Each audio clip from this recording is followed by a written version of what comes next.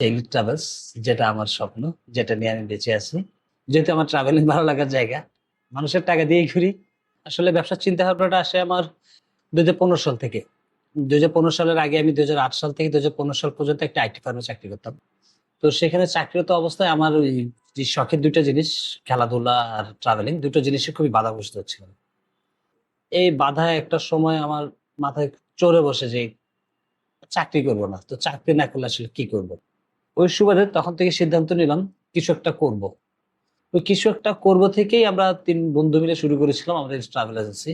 আমাদের business start হয় ২০১৬ সালে। করোনার মহামারীতে আমাদের ব্যবসায় ভালোই লস হয়েছিল। লস হওয়ার পরে বন্ধু-বান্ধব আর সাথে ছিল না। তো ওরাও সরে গেল।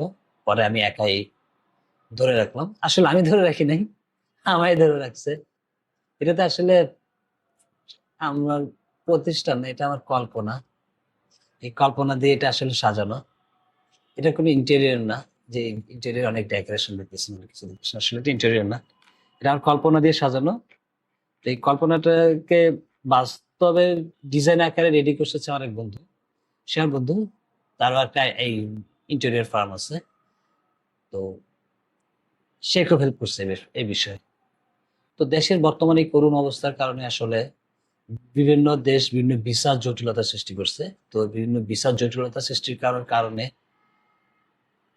আমাদের ব্যবসার অবস্থা ভালো না।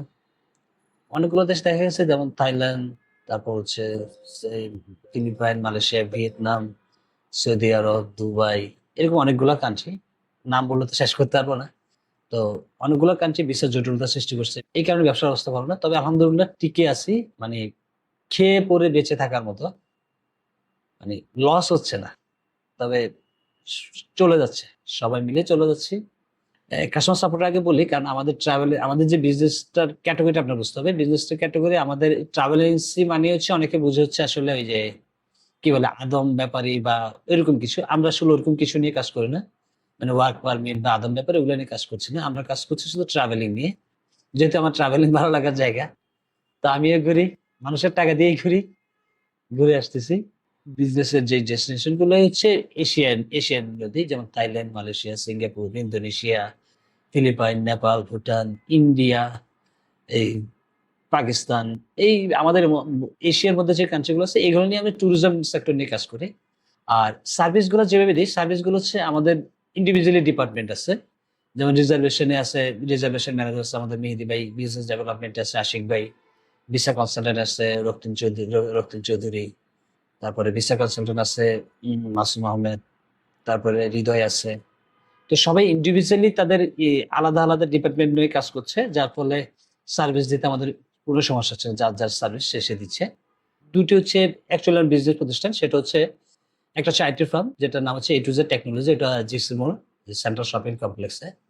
আর হচ্ছে এলিট ট্রাভেলস, যেটা আমার স্বপ্ন, যেটা নিয়ে আমি বেঁচে আছি। এটা থাকবে যতদিন আমি বেঁচে আছি, ততদিন এটা আমি আগলে রাখবো। এলিট ট্রাভেলস এর আবার ব্রাঞ্চ আছে, হচ্ছে ঢাকায় একটি আছে, আর চট্টগ্রাম হচ্ছে নাসিরাবাদ ২ নম্বর গেট যেটা আছে, Sundarban courier service. Sundarban courier service ঠিক অপোজিট পাশেই ১৯১ commerce view complex, 4th floor. আমার সবচেয়ে বেশি ভালো লাগে হচ্ছে ভিলেজ ট্যুরিজম। ভিলেজ গ্রামে ঘুরে আমার খুবই ভালো লাগে। তো আমরা ভিলেজ ট্যুরিজমটা নিয়ে কাজ করব, সেজন্য আমাদের একটা থিম দাঁড় করেছে। সেটা হচ্ছে আমরা আমাদের দেশের কর্পোরেট ট্যুর গুলো নিয়ে কাজ করব। কাস্টমার আসলে কেউ কাস্টমার নাই। সবাই সবাইকে আমি বন্ধু মনে করি, বড় ভাই মনে করি। এই বেশ সম্বোধন করি। যার ফলে কাস্টমাররা আমাকে সবাই খুব আপন মেনেই ডিল করে। তো ইন্ডিভিজুয়াল তাদের থেকে কখনো রিভিউ নেওয়ার প্রয়োজন মনে হয়নি। কারণ আমার মনে হয় তারা আমার খুবই আপন।